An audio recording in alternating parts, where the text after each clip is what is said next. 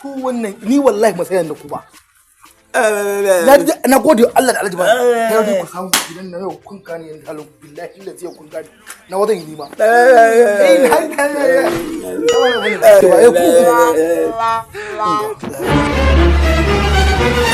ka dau 300 daya kai ka bi kauka ni wadin na gunji ba kai 200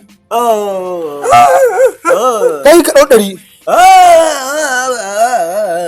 kai wallahi yan hana ku wallahi Alhaji ya sa ba mu 1000 kowa ka san me ni da ma ban yi magana ba yanzu ka ban 1000 nan su tunda sun yi magana shikenan wai da ku duk kullun da kuke za ku koma gidan nan kuna ma ji ma a yan baba kuna bane ku